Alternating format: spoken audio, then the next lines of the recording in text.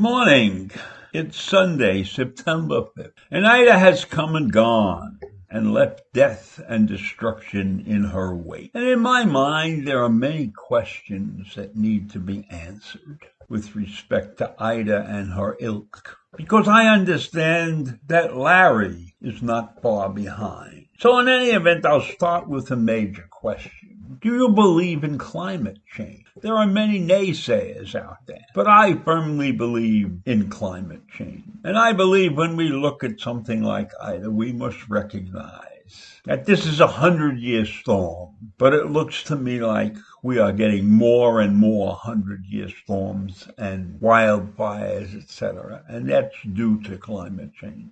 And I have to be perfectly honest with you. I don't know what we can do about climate change at this point. I mean, we can reduce emissions and things like that, but I'm not so sure that we will see any solution to this thing for many years.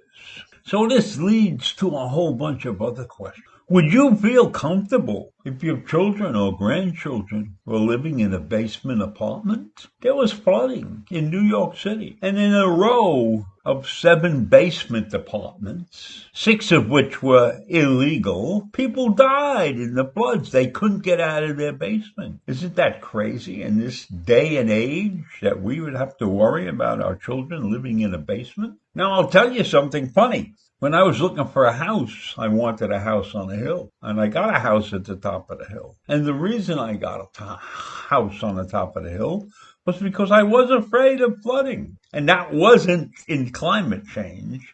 I just knew that if you had heavy rains, you could get floods if you lived at the bottom of the hill. So I chose to live at the top of the hill, and it worked out really fine. So I don't know what people will do if one of their children decides to live in a basement apartment. We had at one time a young lady that worked for us and lived in Freeport. And I visited her at one point in time, and she took me out to her back porch. And she showed me the lines on the wall where the water had overflowed the harbor and gotten into her house. And she was very proud of it. And I said, "Why do you continue living here?"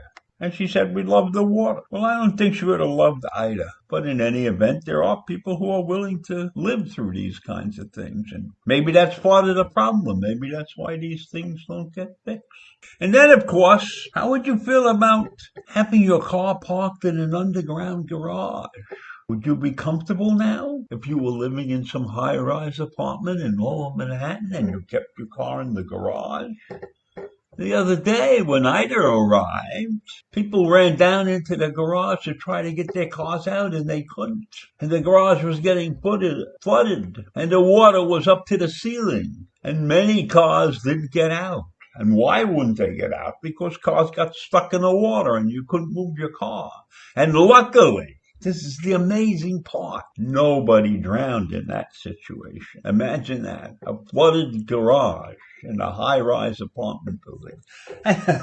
The ridiculous part is these people are probably paying $200-300 a month to keep their car underground. So I'm not saying that you should be afraid to park underground, but I would think seriously about that. And then, of course, we have the New York City subway system and the floods that occurred in those subway tunnels and the water running down the steps onto the station. That was frightening. When I was a young man, a teenager, we would hang out at the street corner, and usually on Friday or Saturday night, we'd be there at 8 o'clock, 9 o'clock, figuring out what we'd do for the rest of the evening. And in many cases, what we did is, let's go down to Times Square, and maybe we'll catch a movie and we'll eat in one of the restaurants on 42nd Street or something. And it cost a dime to get down to Times Square.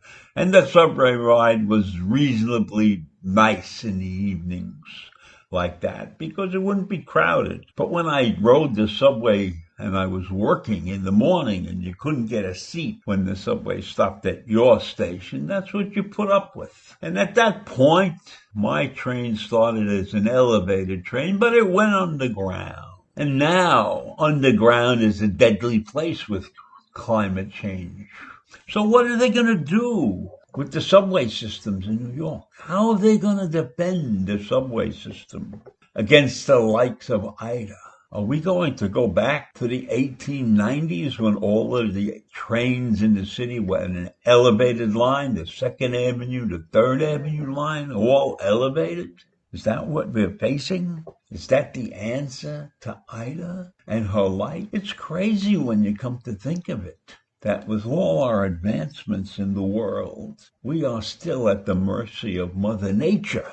And these floods that were caused by Ida and the destruction and the death, are we going to have to live through this for many, many years? Because there really is no answer to the horrible things and these unexpected things that happen. Flooding in the basements, flooding in the car garages, people getting swept out of their houses, barely escaping. It's madness what we're dealing with in the world. It's bad enough that we have tons of man-made issues that we have to deal with. But when we have to deal with Mother Nature, that's a big problem. That's a really big problem because we have no real answers. When they had the last couple of floods on the New York City subway system, they did something about it, but obviously whatever they did didn't work because Ida came back, and Ida was bigger and stronger than any other storm that had passed by. So when I look at this, and I haven't covered all the questions, but it's clear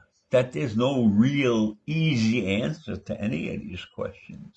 But if there are people out there who don't have jobs, they should start looking into seeing if there's something that they could do about climate change. Because I bet you there will be many jobs available for people who can fix things so that the climate doesn't affect our lives like it has up to this point. It's a terrible time. This is a terrible time for the world, not only in the United States, but for the world. Because we're looking at this situation with our mouths open, gasping for breath, because we don't know what the hell to do. What are you going to do? So I can't live in a basement. I can't live in a high-rise and park my car in a garage, right? I can't ride the subway safely anymore. And I'm sure that those kinds of things are happening all over the country. And out on the West Coast, they're fighting these fires. And they don't know what to do about them. They don't have enough people out there to fight these fires. And these fires are just tearing up the country out there. And believe me, even if the house is not on fire, the smoke is getting to you. That smoke is just like the water that was flooding the tunnels. So imagine living out there and breathing that smoke for a couple of days. Nope. We have a lot of things to do in this country and the world. And we better get started quickly. Or else we might be the last comfortable generation on this earth. So that's all I have for this morning, and I'll see you tomorrow. Bye.